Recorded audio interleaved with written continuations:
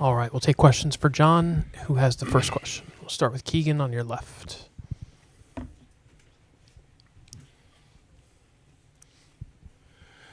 John, what was your view of how that one ended there with the play with Barger? It's a tough read. You know, Kike playing shallow and one out you're thinking score. He made a really good play. It's such a tweener. You know what I mean? He made a good play, good throw, good play by Rojas too. But wild way to finish it for sure. And your view of Addison's hit when that got lodged, did you think that was the call in real time, or did you notice that? Yeah, kind of thought so.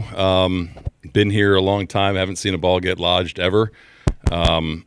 Just caught a tough break there. You know, he put a really good swing on that pitch and, ultimately end up second and third with nobody out, with guys that made contact and just didn't get it done. But I thought his at-bat was great. Just kind of didn't bounce our way there. We'll stay over there with Gregor. Go ahead. It's not working.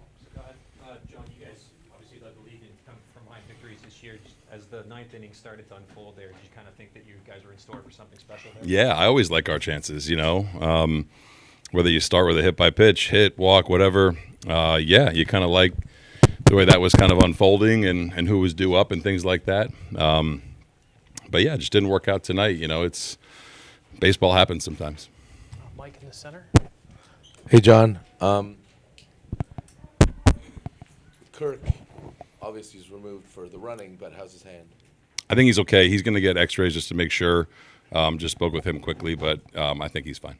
Was there, could the umpires have scored straw on that? Was there a discussion there? No, lodge ball's 2 bases no matter where the runner is. Other questions for John? Yeah, Ron, go ahead. So, on Max, just how confident are you always in him, especially in Game 7 situations? Very. Him, everyone. That's the 2 best words in sports, Game 7. No better guy to have on the mound to kind of navigate the emotions, the stuff. Max has been getting ready for Game 7 when he knew he was pitching Game 3. So all the confidence in the world in him and everyone tomorrow. After Game 3, did he walk up to you and say Game 7 is next? No, we talked about it before the series. Once he was Game 3, he knew he was Game 7.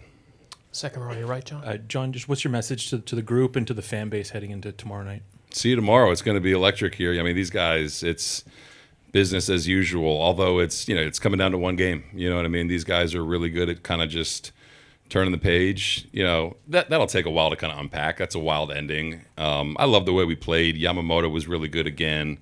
Had our chances with guys on base kind of as the game went on. They're going to be ready to play tomorrow. Everyone's going to be ready to play. I expect them to be playing cards around 1 p.m. tomorrow and kind of shooting the shit with everyone. It's going to be fun here. But to the fans, I say, see you tomorrow night. Be loud, be rowdy, and we're going to be ready to play. Do a couple more. Mike in the middle. Did you see anything before Game 7 of the last series that makes you think, I mean, obviously besides the win, but like the preparation and trying to keep it as normal as possible, that makes you think they can do that again? Yeah, I think they can win every night, I just mean like keep it normal. Yeah, they did that. You know what I mean? We've done that a lot. We've done that a lot this year. And we got voices in the clubhouse and people in the coaching staff that will keep it normal tomorrow. It's going to be fun. You know what I mean? It's going to be 3 or 4 or 5 hours of mayhem and great baseball. You know what I mean? But these guys are going to be ready for it. Hopefully they get to slow some things down, but enjoy it. You know what I mean? It's Game 7 of the World Series at your home stadium. I mean, what the hell else do you want? Did you ever imagine you could be managing a big game in November? Yeah. That's why we do it. You know what I mean? October, November. Yeah, it's going to be great. Do 2 last ones, John and then Shy, or Shy and then John. Shy, go ahead. John, what did you hear from George over the course of the game, and how did his swings look to you based on what you were expecting and how it played out on the field?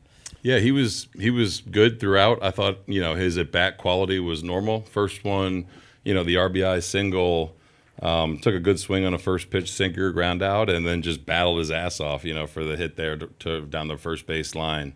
I think if Georgie was, even if he wasn't good, he wouldn't tell me. You know what I mean? So everything in between, innings and as the game went on, I try to kind of stay away from him too. But he was good.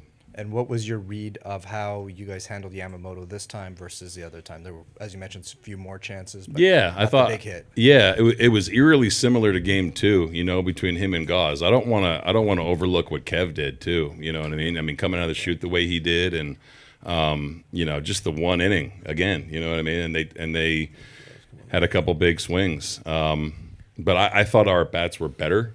I thought we made him work.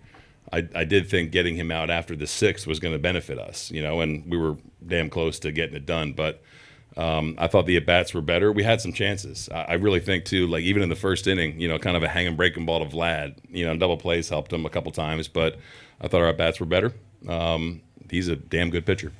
Do 2 last quick ones, John and Joel. I'm assuming that Varland is going to pitch because he pitches every game. Yeah. But, is everybody but Gauzeman available tomorrow to get in the game? Yep. Everyone that is active on the roster will be available to pitch, maybe even Kev, you know. So it'll be all hands on deck tomorrow. I'll finish with Joel. Just your thoughts on intentionally walking Ohtani in Yeah. the 3rd with the open base. He hadn't hit recently, but I guess it's Ohtani, right? Yeah, I mean, that's, you know, something we talked about before the series. If there's an obvious chance to take the bat out of his hands, yeah, we're going to do it. Again, man, they have really good hitters up and down their lineup. So you're damned if you do, damned if you don't sometimes. You're always playing with fire with the caliber of Will Smith, Freddie Freeman, and Mookie Betts. You know what I mean? So you take your chances. You know you're putting some extra traffic on there, but you take your chances with Kev, you know. I like the way he was throwing the ball with the split and just a couple heaters. Or always split to Will and then a heater to Mookie that beat us. But that was our plan from the get-go. All right, Schneider, we'll see you tomorrow. Thanks, guys.